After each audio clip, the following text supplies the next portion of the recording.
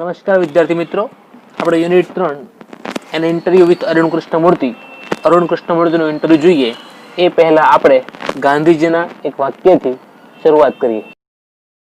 ગાંધીજી કહ્યું છે, you must be the change you wish two see in the world.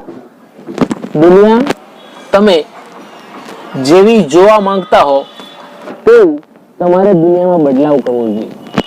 જેવી દુનિયા તમારે જોઈ છે તેવો બદલાવ તમારે કરવો જોઈએ, આવું ગાંધીજી કહ્યું છે. કોઈના ભરોસે બેસી રહેવાથી બદલાવ આવવાનો નથી. કે તમે દુનિયામાં કંઈક સારું જોવા માંગો છો તો એ સારું તમારે કરવું પડશે, બીજું કોઈ કરવા આવશે નહીં. આવા આપણે અહીંયા પાઠમાં અરુણ કૃષ્ણમૂર્તિએ દુનિયામાં કઈ રીતના અથવા તો પોતાના એરિયામાં કઈ રીતના બદલાવ લાવ્યો એ આપણે જોવાનું છે. એ જોઈએ એ પહેલા આપણે બીજા બે કેરેક્ટર એવા છે, એ બંને કેરેક્ટર વિશે આપણે વાત કરીએ. નંબર 1 આ છે આબિદ સુરતી. કોણ છે? આબિદ સુરતી. એ એક બહુ મોટા કાર્ટુનિસ્ટ છે. ઘણા બધા એવોર્ડ એમણે જીત્યા છે, પણ એ વખાણાય છે પોતાના વન મેન એનજીઓ માટે. વન મેન એનજીઓ એટલે એકલા હાથે એનજીઓ ચલાવે છે. કયું? Save water. જો કયું એનજીઓ ચલાવે છે? પાણી બચાવો નામનું એનજીઓ એકલા હાથે ચલાવે છે. ઘરે ઘરે જઈ અને લોકોના નળમાંથી પાણી જે ટપકતું હોય તે પાણી ન ટપકે તે માટે નળનું રિપેરિંગ કાર્ય કરે છે. તેઓ જાતે રાઇટર છે, આર્ટિસ્ટ છે, કાર્ટુનિસ્ટ છે. આપણે તેમના મુખેથી થોડીક તેમની विगतों. हेलो फ्रेंड्स, आज हम बात करने जा रहे हैं एक ऐसे ही हीरो की जिन्होंने वातावरण की खूब सेवा की है. उनका नाम है आबिद सुरती. इनको मैं प्रणाम करता हूं और सलाम करता हूं. ये एक ऐसे शख्स है जो कि पानी के महत्व को समझ चुके हैं और 2007 से ही एक ऐसे कार्य में लगे हुए हैं जिसका मकसद है बूंद बूंद पानी बचाना. जी हाँ, बूंद बूंद पानी बचाना. उन्होंने अब तक 2007 से लेकर 55 लाख लीटर पानी बचा लिया है. दोस्तों, मुंबई का एक इलाका है मीरा रोड, और ये वही इलाका है जहां पर आबिद रहते हैं, और यहीं पर रहते हुए वो अपनी सेवा कर रहे हैं. हर इतवार को जब छुट्टी होती है तो वो अपने प्लम्बर को लेकर निकल पड़ते हैं. वो घर घर जाते हैं. जिन लोगों के घर का टेप वाटर वेस्ट हो रहा है, यानी बूंद बूंद टपक रहा है, उनकी वो मुरम्मत करते हैं, उनके रबड़ बदलते हैं. इनके पीछे इनका एक ही मकसद है कि पानी को बचाना, और ये बिल्कुल वो फ्री करते हैं. इसके लिए उन्होंने एक एनजीओ भी बनाया जिसका नाम रखा गया ड्रॉप डेड. इनके एनजीओ की एक टैगलाइन है, save every drop and drop dead.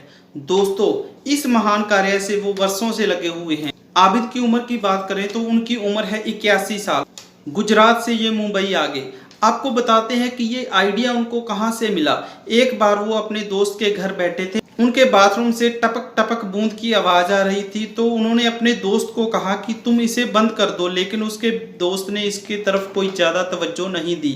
लेकिन यहीं से उनकी सोच शुरू होती है, और उसी दिनों उन्होंने एक आर्टिकल भी पढ़ा था कि अगर हर सेकंड एक पानी की बूंद गिरती है तो एक महीने में 1000 लीटर पानी व्यर्थ हो जाता है. इससे उनको नया आइडिया आया और उन्होंने ये सेवा शुरू कर दी. इस सेवा के लिए हिंदी साहित्य संस्थान की तरफ से उन्हें 1 लाख रुपए की इनामी राशि भी दी गई है. शेखर कपूर ने उन्होंने खुलकर इनकी तारीफ की, और शाहरुख खान और अमिताभ बच्चन को भी जब पता चला तो उन्होंने भी खूब प्रशंसा की. एक न्यूज चैनल ने बी द चेंज उन्हें एक अवार्ड भी दिया. आबिद, जो कि अपने ज़माने के फेमस कार्टूनिस्ट रह चुके हैं, वो ऑथर हैं, किताबें लिखते हैं, कहानियाँ लिखते हैं, इसके अलावा जर्नलिस्ट भी हैं, एक अच्छे पेंटर भी हैं, और साथ ही समाज सेवा कर रहे हैं. अगर उनके बचपन की बात करें तो वो काफ़ी किल्लत में गुजरा. वो गरीब थे, माता पिता गरीब थे. जब भारत का बंटवारा हुआ तो उनका एक कुनबा था, उसका आधा हिस्सा वो पाकिस्तान चला गया, लेकिन माता की जिद के कारण एक कुनबा यहीं रहना पड़ा. यहीं पर वो एक खोली पर रहते थे, फुटपाथ पर उनका जीवन गुजरा. वो कहते हैं कि जब अंग्रेजों का राज था, अक्सर ही उनकी और उसके दोस्तों की टोली उनसे कुछ मांगती थी ताकि पेट का गुजारा हो सके. एक बार जब वो अंग्रेजों से कुछ मांग रहे थे तो उनके हाथों में एक कॉमिक थी. उन्होंने वो कॉमिक उन्हें थमा दी, और सभी दोस्तों ने उसके एक एक 2-2 पेज फाड़ दिए. जब उन कार्टूनों की ओर देखा तो आबिद के दिमाग में एक आइडिया आया कि ये तो मैं भी बना सकता हूँ. फिर क्या था, हाथ में कलम ली और कार्टून बनाने निकल पड़े। उन्होंने अपनी शुरुआत मिकी माउस से की। दोस्तों, अगर आपको हमारा वीडियो अच्छा लगा हो तो लाइक जरूर करना और हाँ, हमारे चैनल को सब्सक्राइब जरूर करना और टल्ली के बटन को दबा देना। धन्यवाद। तो મિત્રો, આ આબિદ સુરતી એક મહાન એવા રાઇટર કાર્ટુનિસ્ટ હોવા છતાં પાણી બચાવવા માટે ખૂબ જ મહેનત કરે છે. બોમ્બેમાં ડોર ટુ ડોર ઘરે ઘરે જઈ અને પાણી બચાવવાનું અભિયાન ફેલાવે છે અને લોકોને જાગૃત કરે છે. તેમના ઘરે જઈ અને જાતે તે નળ રિપેરિંગ કરે છે.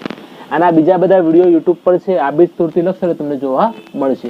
હવે આપણે સેકન્ડ કેરેક્ટર નંબર 2 જોઈએ. કેરેક્ટર છે સિંધુમતી સપકલ.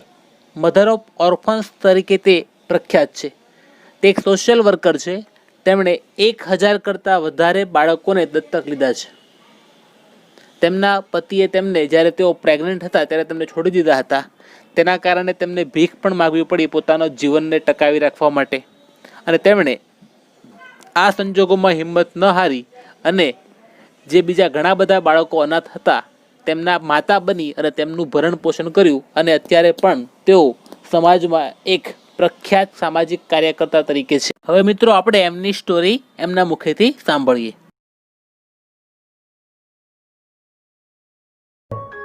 लेकिन जब किसी को अपना पेट भरने के लिए भीख मांगनी पड़े तो इससे और बुरा क्या ही हो सकता है। पर क्या आपने कभी सोचा है कि कोई रास्ते पर भीख मांगने वाला पर्सन हज़ारों लोगों की ज़िंदगी बदल सकता है। अगर आपको लगता है ऐसा नहीं हो सकता तो शायद आप गलत हो। आज हम आपको ऐसे एक शख्स के बारे में बताने वाले हैं। उनका नाम है सिंधुताई सपकाळ। लोग उन्हें प्यार से माई कहकर बुलाते हैं। माई ने अब तक 1400 अनाथ बच्चों को एडॉप्ट किया है। माई की लाइफ जर्नी लाखों लोगों के लिए मोटिवेशन है। आइए आज उन्हीं के बारे में थोड़ा जानने की कोशिश करते हैं। माई का जन्म हुआ महाराष्ट्र के वर्धा डिस्ट्रिक्ट में।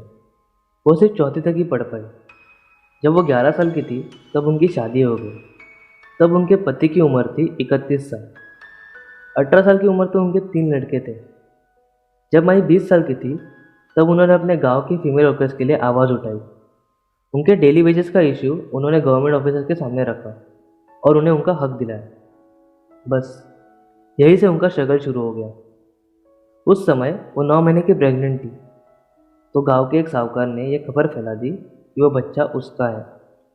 फिर क्या था, ये बात सुनकर उनके पति ने उन्हें बहुत मारा, पीटा, उन्हें घर से निकाल दिया और तो और उन्हें गाय के तबेले में मरने के लिए छोड़ दिया।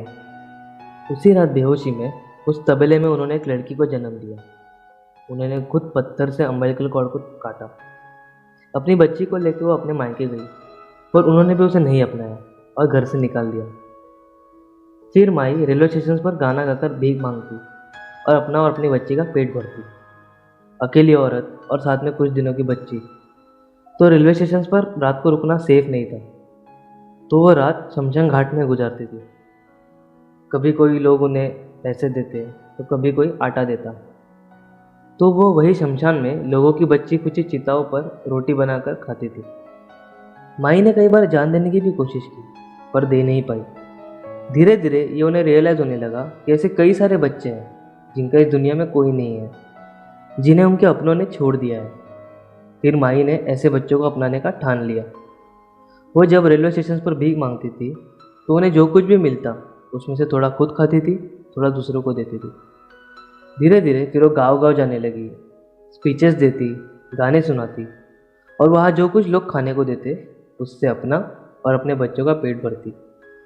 ऐसे ही कई गाँव में उन्हें अनाथ बच्चे भी मिले जिनका कोई नहीं था तो उन अनाथ बच्चों को भी माई ने अपने साथ ले लिया।